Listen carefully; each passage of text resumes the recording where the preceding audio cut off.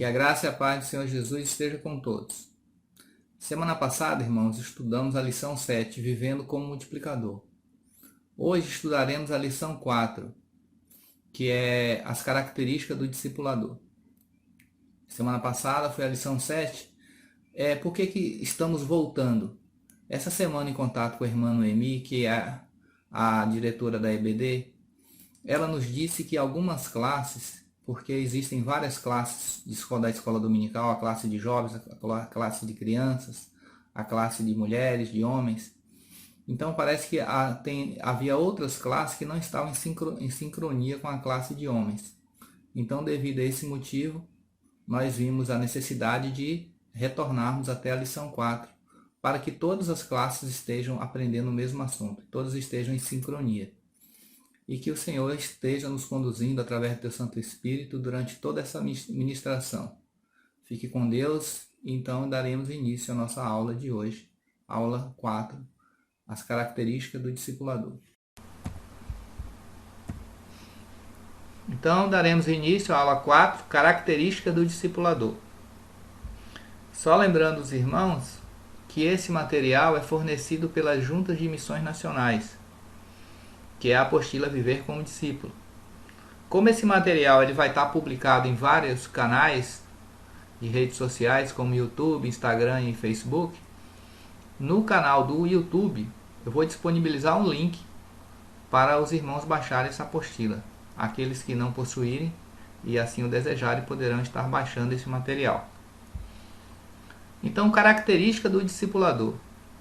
Hoje, durante essa aula, tentaremos abordar quais são as principais características que um discipulador tem que possuir para que o seu ministério como discipulador seja uma bênção. E para tanto, iremos estudar a vida de alguns personagens bíblicos, que possuíam características ímpares para que o seu ministério fosse um sucesso na obra de Deus. Estudaremos a vida do apóstolo Paulo e outros personagens bíblicos. Pessoas passam por nossa vida e acabam deixando marcas importantes. O discipulador é uma dessas pessoas. Precisamos estar muito atentos ao direcionamento do Espírito Santo sobre quem nos acompanhará e discipulará. Quando fala ali que pessoas passam por nossa vida e acabam deixando marcas importantes, é hora de pararmos e refletirmos um pouco. Lembrarmos daquela pessoa que foi o responsável pela palavra do Senhor chegar até as nossas vidas. Com certeza todos nós temos pessoas, com certeza absoluta, todos nós temos pessoas que nos influenciaram de alguma forma para que hoje estejamos aqui fazendo essa obra de Deus. E com certeza é um momento de pararmos e refletirmos e lembrarmos de algumas características que aquelas pessoas tinham, que foram marcantes e que acabaram nos influenciando. Algumas características que nos induziram a seguir esse caminho maravilhoso que é servir ao Senhor. Então é um momento de reflexão para fazermos uma lembrança, uma análise do momento da nossa conversão, dos momentos que antecederam a nossa conversão.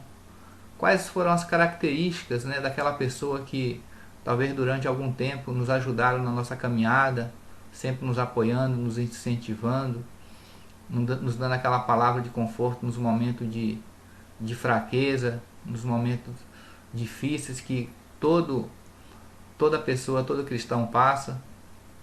Obviamente eu tenho muitas lembranças da pessoa que foi a minha discipuladora, que foi uma senhora. Então eu acredito que todos nós tenhamos boas recordações, temos boas recordações e coisas, obviamente, características que existiam naquelas pessoas que marcaram as nossas vidas e que talvez nos influenciem a fazer o mesmo que aquelas pessoas fizeram conosco. Então essas características, elas são extremamente importantes para que o fruto daquele discipulado seja um fruto que dê outros e outros frutos. Assim como nós aprenderemos sobre o relacionamento de discipulador e discípulo entre Paulo e Timóteo, tá? Então, aqui nós vemos aqui a conversão do apóstolo Paulo. Todos nós conhecemos esse texto, né, que está lá em Atos capítulo 9. Fala que o apóstolo Paulo estava indo para Damasco, né? Estava indo perseguir a igreja. Há algum tempo atrás ele já havia participado até inclusive da morte de Estevão. Então ele era um homem assim perseguidor da igreja. E a Bíblia fala que Paulo estava indo em direção a Damasco para continuar, porque ele tinha um papel importante no exército romano. Ele tinha um cargo importante. E a palavra do Senhor fala que quando ele estava indo em direção a Damasco, uma luz, né, veio sobre ele e uma voz, e a Bíblia fala que ele caiu por terra. Então a Bíblia fala que ele ouviu a voz do Senhor naquele momento. O Senhor o chamou, o recrutou para o seu reino. E ele tinha um papel importantíssimo no reino de Deus, que era ser o apóstolo dos gentios. A Bíblia fala que ele teve um encontro ali com o Senhor naquela estrada marcante, que ali mudou a vida dele totalmente. A palavra do Senhor fala que dali ele seguiu a Damasco e lá ficou numa casa. E depois o Senhor envia um profeta, um homem, para que orasse por ele e que a visão dele fosse retornada. E a palavra do Senhor fala que ali em Damasco mesmo ele começa a pregar a palavra do Senhor. E muitos cristãos que ali existiam começaram a ficar desconfiados dele, para ver, será que realmente esse homem se converteu? Será que ele não está usando de artimanha para nos prender e nos matar? Então existia uma desconfiança muito grande sobre a conversão de Paulo. E Paulo, como todos nós conhecemos, esse homem que foi responsável por um terço dos escritos do Novo Testamento, né? Escreveu várias cartas e difundiu o Evangelho pela Ásia Menor, por Roma, enfim, por tantos lugares. Foi um dos principais responsáveis pela mensagem ter chegado até nós, gentios. A palavra do Senhor fala que mesmo ele sendo esse homem que já teve essa conversão, perdão, irmãos, teve essa mudança tão radical de vida, tão instantânea, que era notória a todos, mesmo ele precisou de um discipulador. A Bíblia fala que logo nos primeiros dias, nos primeiros dias de sua conversão, ele passou por essa situação. As pessoas não confiavam nele, não sabiam se a conversão dele era autêntica e tudo mais. Então a palavra do Senhor fala que teve um homem fundamental na vida de Paulo, que foi Barnabé. Lá em Atos capítulo 9, verso 27 e 28, diz assim: Então Barnabé, tomando consigo, levou aos apóstolos, e lhes contou como no caminho ele vira o Senhor, e que lhe falara, e como em Damasco pregara corajosamente em nome de Jesus. Assim ele passou a andar com eles livremente em Jerusalém. Se a gente for ler o livro dos Atos, a gente vai ver que esse mesmo Barnabé pega o apóstolo Paulo e leva-o consigo até Antioquia.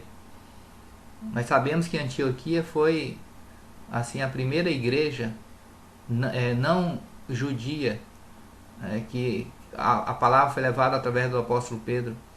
Mas Antioquia foi a primeira igreja gentia na história. Depois, obviamente, tiveram outras igrejas como Éfeso, Gálatas, enfim, outras igrejas, mas a Antioquia foi uma das primeiras igrejas. E a palavra do Senhor fala que Barnabé pega Paulo e leva Paulo para lá, e lá ele passa mais de ano do lado de Barnabé. E depois, obviamente, todos nós conhecemos os frutos desse relacionamento entre Paulo e Barnabé. Com certeza Barnabé foi um homem de extrema importância na vida espiritual do apóstolo Paulo. Foi um grande discipulador. A gente vê aqui, primeira coisa que Barnabé demonstra por Paulo é amor, confiança. A palavra do Senhor fala que ele toma-o consigo e leva aos apóstolos, ele o defende, né? Ele dá a cara dele a tapa em função de Paulo. Então, assim, ele o apoia no momento mais crítico da vida de Paulo, porque assim, Paulo abandonou tudo, a vida dele secular, para seguir os passos de Jesus. E mesmo ele seguindo os passos de Jesus, entre os irmãos ali havia uma grande desconfiança.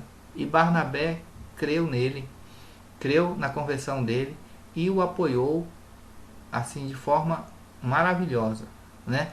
O defende diante dos outros apóstolos, depois pega ele e leva para Antioquia. Então assim, então a gente vê que mesmo Paulo, sendo esse grande pregador que foi, esse grande evangelista, ele precisou de um discipulador. Por que ter um discipulador? Quando o próprio Jesus aparece a Saulo, ele se converte e tem o seu nome mudado para Paulo. A transformação em sua vida foi tremenda, tanto que pouco tempo depois já anunciava corajosamente o Evangelho de Cristo. Mesmo assim, ele precisou ser discipulado durante muito tempo.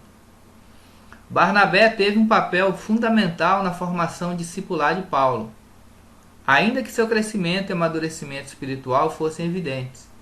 O apóstolo precisa de alguém que pudesse lhe servir de exemplo.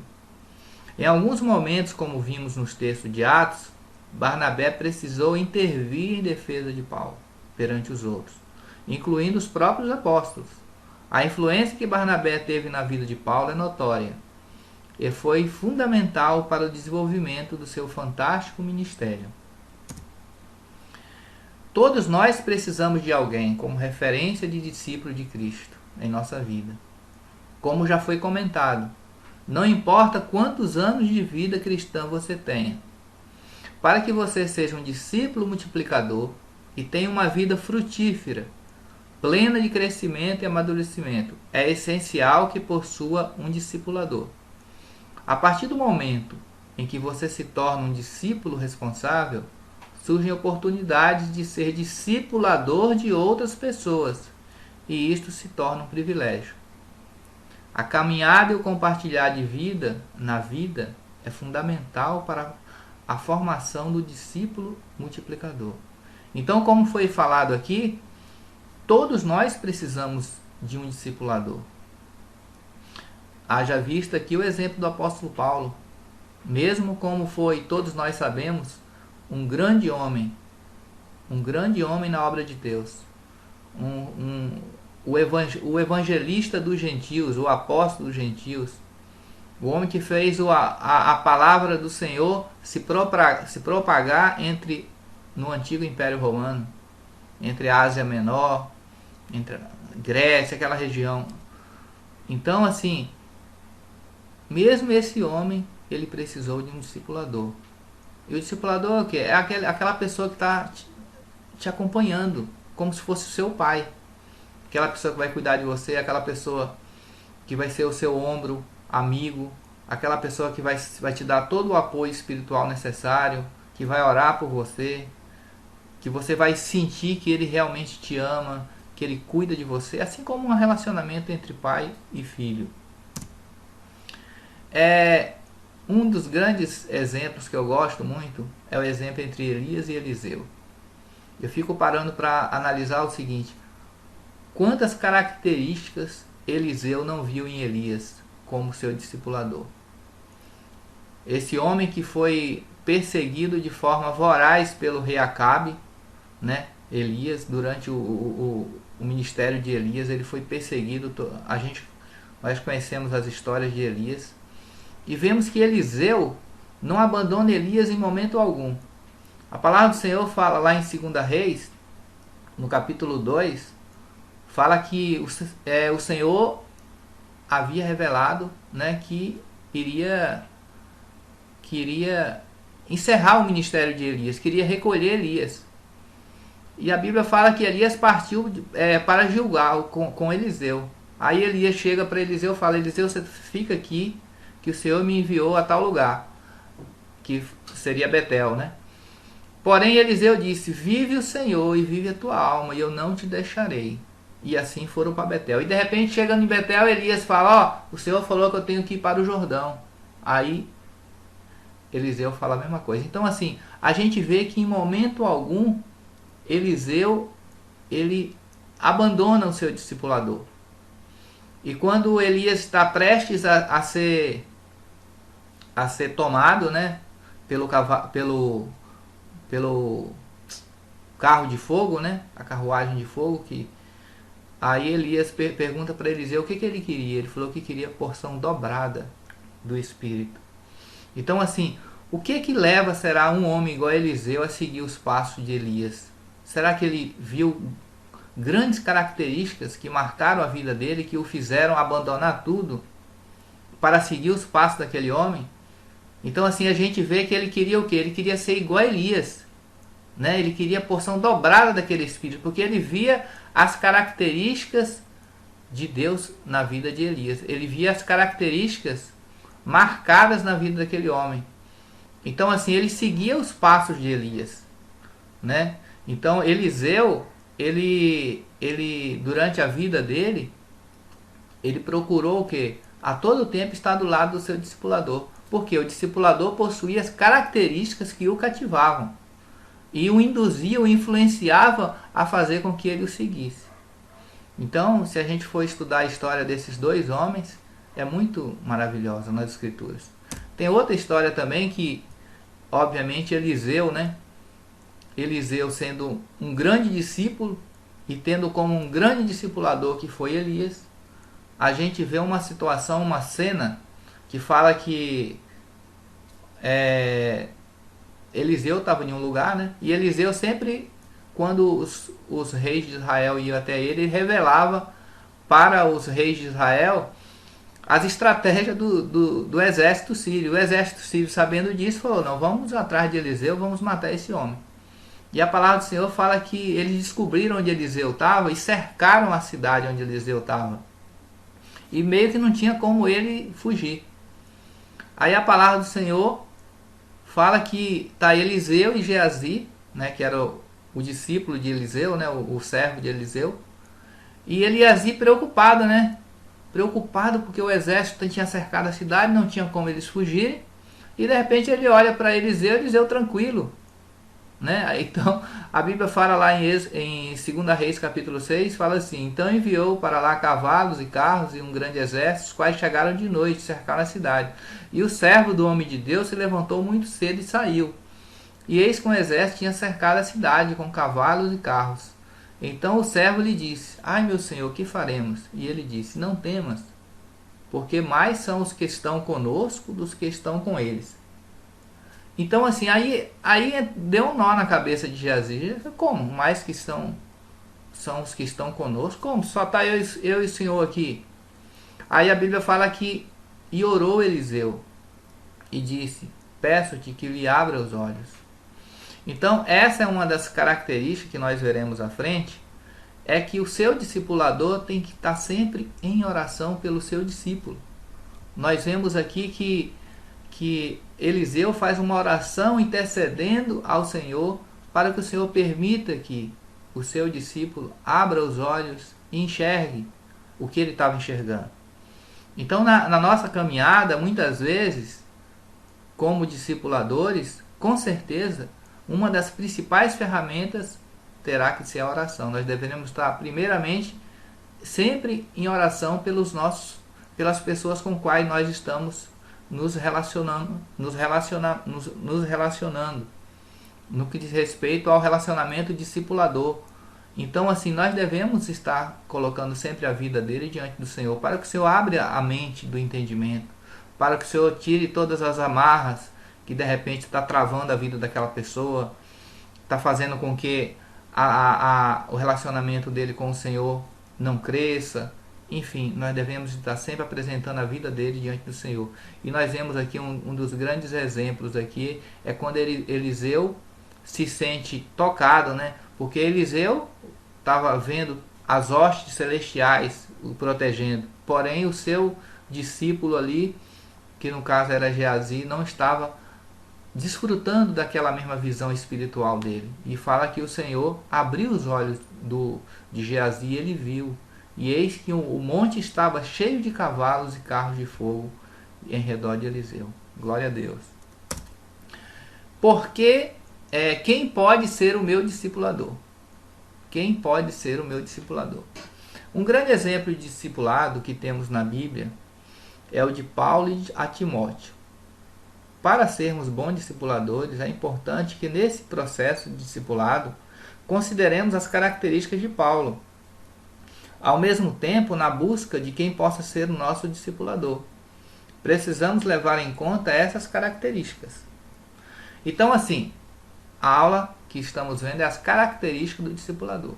Então, estudaremos na vida de Paulo, nesse relacionamento de discipulador, discípulo, focaremos na vida de Paulo e Timóteo e veremos as principais características que um bom discipulador tem que ter. Primeiro, relacionamento paterno-materno. É o relacionamento de pai e filho mesmo, relacionamento de pai, de mãe e filho. O amor. Sem o amor, é quase que impossível me tornar um discipulador.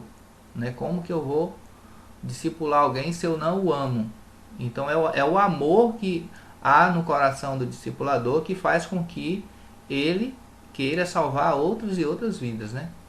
Intercessão, que é a oração, é o que vimos Eliseu fazer por Geazi, né? E o ensino pelo exemplo e pela palavra. Então estudaremos detalhadamente cada uma dessas características, tá? Que são 4 características essenciais na vida do discipulador. Então, assim, o seu discipulador tem que possuir essas características. E para eu ser um bom discipulador, eu tenho que possuir essas características. Então, a primeira característica que iremos estudar é o relacionamento paterno-materno. Em nossa igreja, já vivenciamos a experiência de termos ou sermos pais, mães e filhos na fé. Os pequenos grupos nos estimulam a viver essa mesma experiência, desenvolvendo-a no relacionamento discipulador. Veja que Paulo muitas vezes se referiu a Timóteo como sendo seu filho na fé. Olha lá o que está escrito em 1 Timóteo capítulo 1, verso 2. A Timóteo, meu verdadeiro filho na fé. Dirijo essa orientação a ti, meu filho Timóteo. 1 Timóteo capítulo 1, verso 18. Em 2 Timóteo capítulo 2, verso 1, Paulo diz: Tu, porém, meu filho, fortifica-te na graça que há em Cristo Jesus. Então, olha o tipo de tratativa que existe entre eles. Paulo chama de filho. Filho na fé. E é esse relacionamento mesmo de pai e filho. Porque é o próprio Jesus, no seu evangelho, no evangelho de Mateus, acho capítulo 5, ele fala assim: qual pai que se o filho pedir uma pedra, o pai dará, qual o pai, o filho pedir um pão, o pai dará uma pedra? Então, assim, jamais um pai, por mais que ele seja mau, como diz o texto lá, ele vai querer mal para o seu filho. Então, assim, se existe esse relacionamento paterno de pai e filho, o pai sempre vai querer o melhor para o seu filho. Então é esse sentimento que tem que haver nesse relacionamento discipulador. Essa característica tem que haver nesse relacionamento, porque se haver esse relacionamento de paterno ou materno, vai haver o que? O cuidado, a proteção. E o filho vai precisar disso, o filho na fé. O desenvolvimento da paternidade e maternidade espiritual é fundamental na vida discipular, pois envolve um maior compromisso e responsabilidade. Qual o pai ou mãe não se importa com seus filhos, nem os prepara para enfrentar as situações adversas da vida? Então, assim, essa característica de paterna e materna, ela tem que estar intrínseca ali à natureza do discipulador. Tem que ser uma das principais características. Ele tem que amar os seus filhos na fé como o amor de pai, como o amor paternal. Então, e ele desenvolvendo esse amor de pai, esse amor paternal, ele vai fazer com que ele desenvolva o quê? Uma característica de proteção, de apoio, entendeu? De cuidar nos momentos adversos da vida espiritual que envolver o seu filho na fé, todo aquele cuidado que o pai ou uma mãe tem com o filho. Então, essa característica é essencial na vida do discipulador. O amor. O próprio Jesus disse, né, que o amor é o sinal para sabermos que nós somos os seus discípulos, como bem diz lá em João capítulo 13, verso 35, que nisso nós conhecemos que somos os seus discípulos, se nós conseguirmos amar uns aos outros, né? E ele vai mais além, ele fala que nós devemos amar assim como ele nos amou. Ele fala assim: um novo mandamento eu vos dou, que vós ameis uns aos outros assim como eu vos ameis. Então, assim, o amor é a base de tudo. Primeiro, o amor é a base de todo o plano de salvação. A Bíblia fala que Deus amou o mundo de tal maneira, por isso que ele deu seu Filho unigênito, para que todo aquele que nele crê não pereça, mas tenha vida eterna. Então o amor é a base de tudo. Lá em 1 João fala que Deus é amor, né? Então, assim, o amor levou o Pai a doar o seu único Filho em prol da humanidade. O amor levou o Filho, Jesus Cristo, a doar a sua vida, primeiro em amor ao Pai, em obediência ao Pai, e segundo ao amor aos seus irmãos, à humanidade. Então, assim, o amor é a base de tudo, e é através do amor que vai haver a salvação dos outros, porque se eu amo o meu próximo, o amor é o sinal, né, que nós somos discípulos de Jesus. Então, como eu vou demonstrar que eu sou um discípulo? Se eu amo o meu irmão. Então, se eu amo meu irmão, eu vou conseguir levar essa palavra, eu vou conseguir querer discipular outras pessoas. Eu vou querer que aquela mensagem que chegou até mim de salvação, ela chegue até outras pessoas. Eu não vou querer ser egoísta. Eu vou querer compartilhar, eu vou querer que aquela mensagem chegue para mais e mais e mais pessoas. Então, o amor é uma característica imprescindível na vida de um discipulador, porque sem o amor é impossível. Como que eu vou querer discipular outras pessoas? Como que eu vou querer doar parte do meu tempo para estar me dedicando à vida de outras pessoas, se não há amor? Então o amor é imprescindível. É muito precioso ver o amor expresso por Paulo para com Timóteo. Ele escreve lá em 2 Timóteo capítulo 1, verso 2, ele chama Timóteo de filho amado. Com certeza esse sentimento fundamental na formação, com certeza esse sentimento foi fundamental na formação discipular de Timóteo.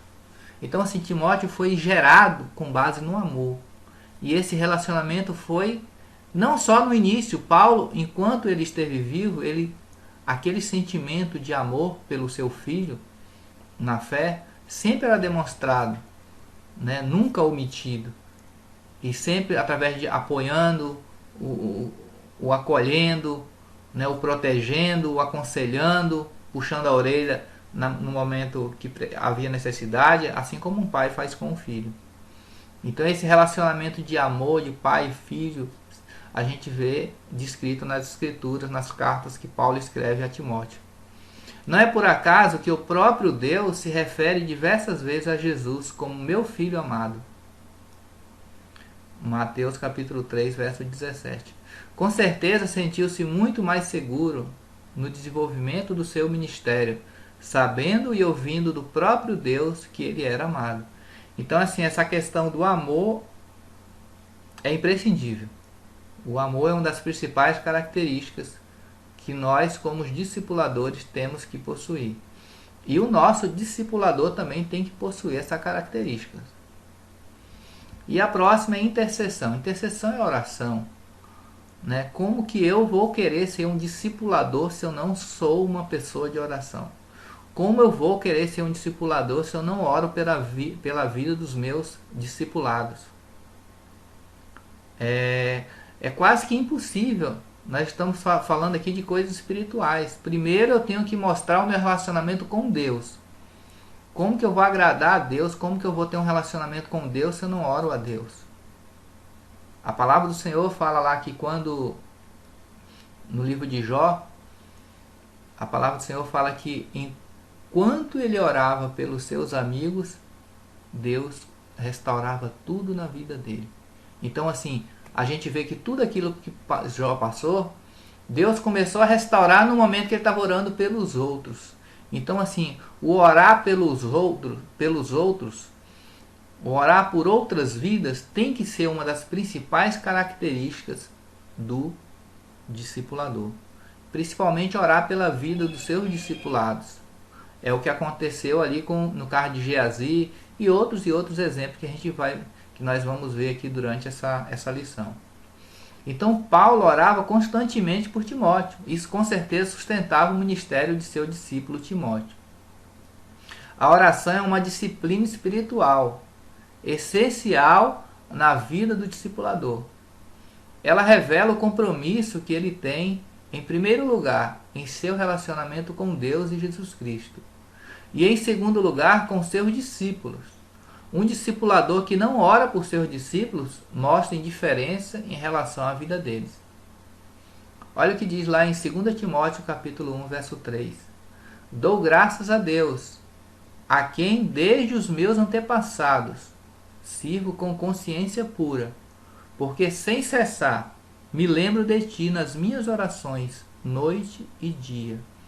Olha que maravilha. A gente vê que mesmo Timóteo, sendo a palavra do Senhor fala que Timóteo era um homem jovem, mas um jovem na sua vida humana, mas um homem maduro na sua vida espiritual.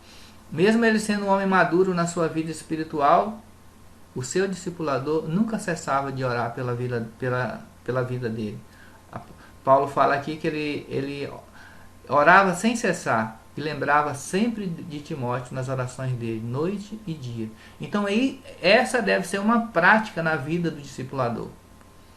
O discipulador ele tem que orar pela vida dos seus discipulados.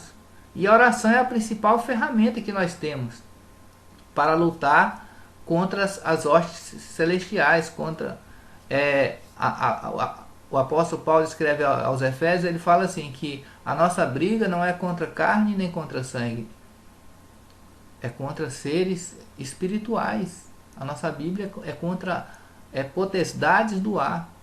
Então assim, a única arma que nós temos é a oração.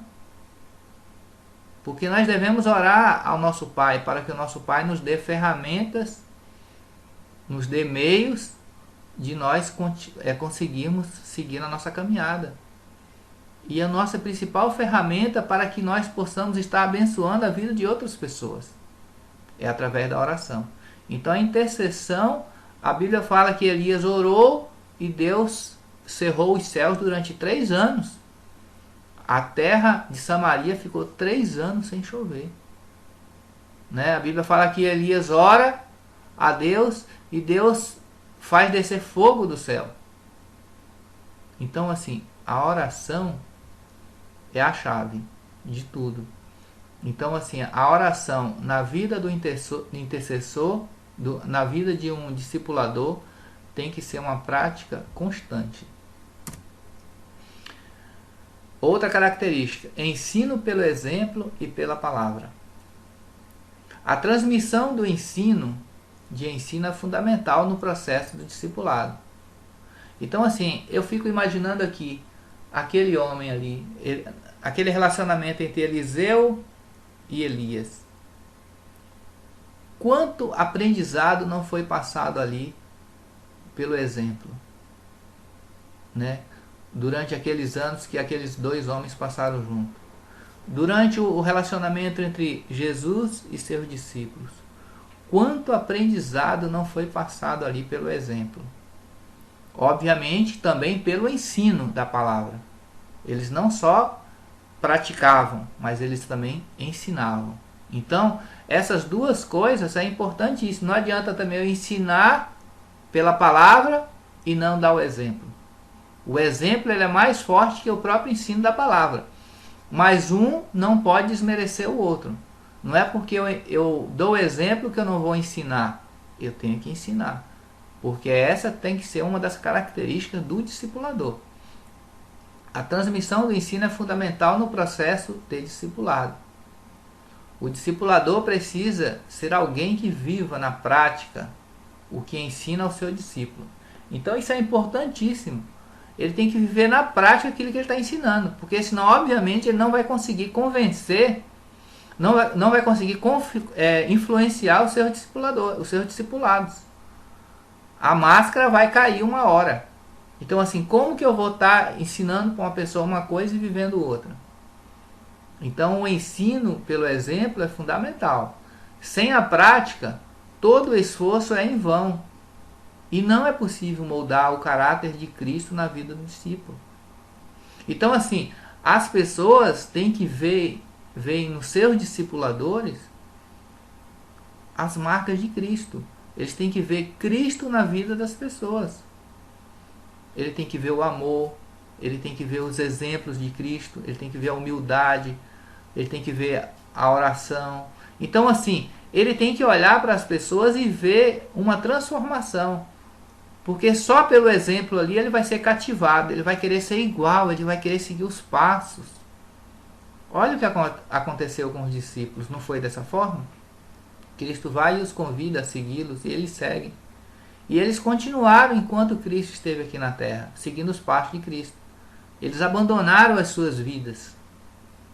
E esse relacionamento discípulo-discipulador, naquela época, na época de Cristo,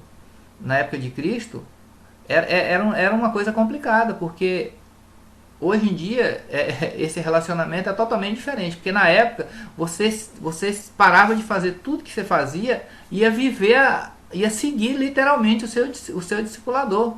Você ia viver em função dele. Você ia seguir os passos dele. Para onde ele fosse, você ia junto. Você ia abandonar a sua vida literalmente. Isso era comum tanto na cultura judaica quanto na cultura grega, romana da época. Era dessa forma que se comportava. Então, assim, um discipulador, quando a pessoa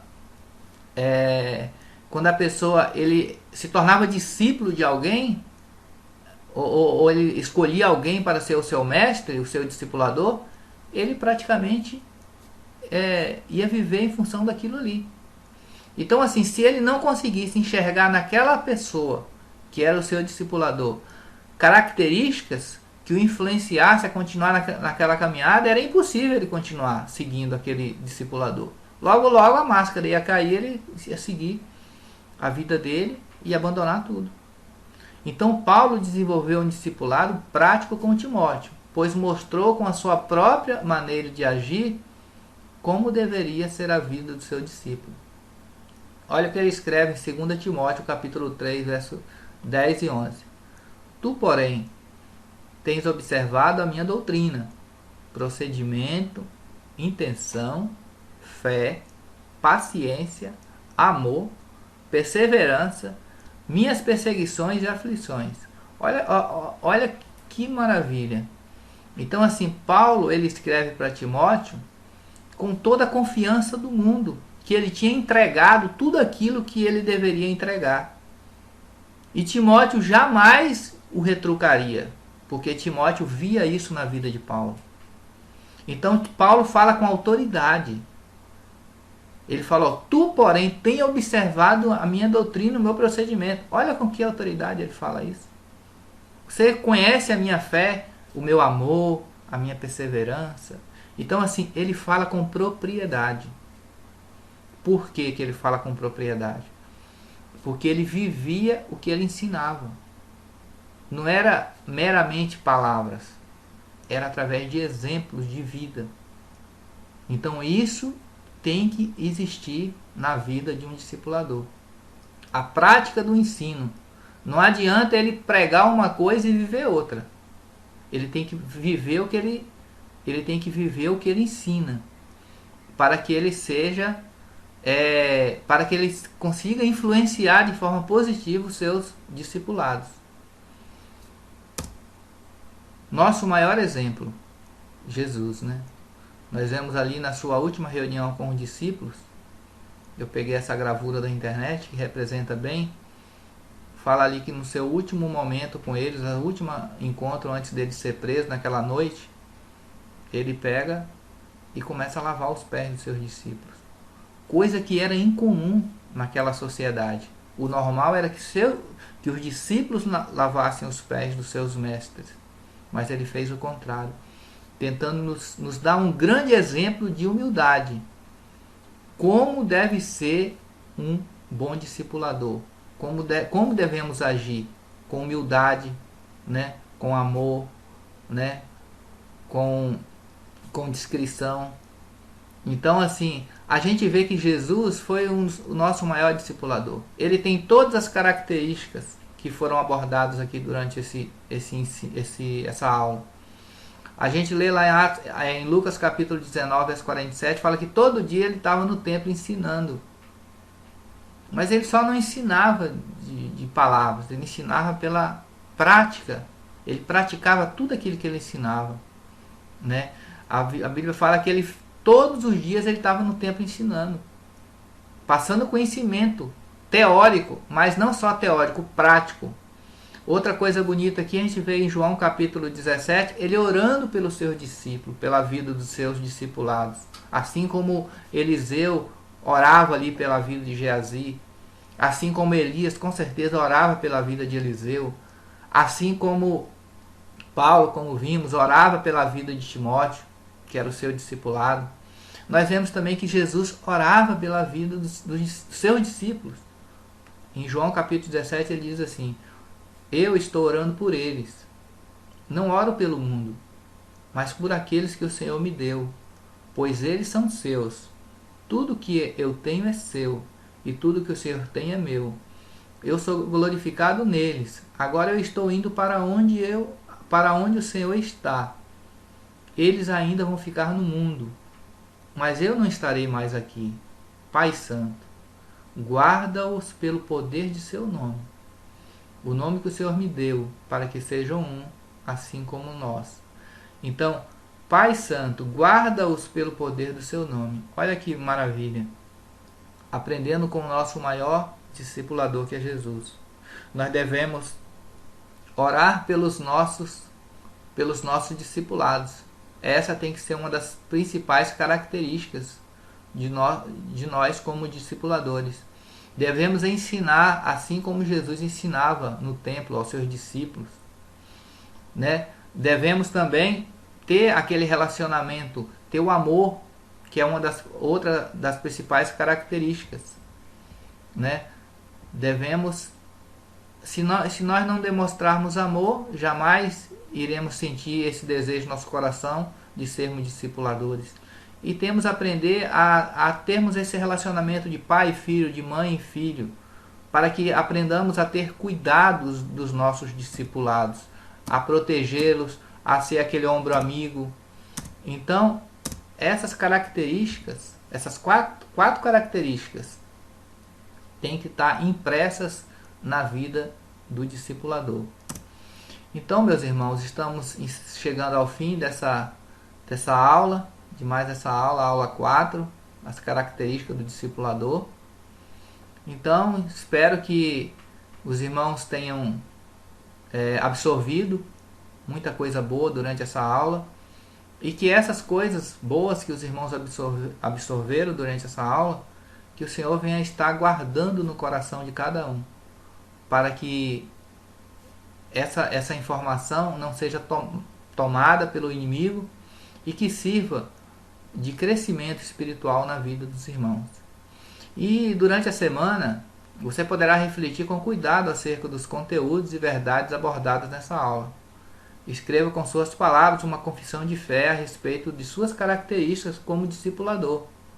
Dedique uma atenção especial a essa atividade. Fique com Deus e até a próxima videoaula.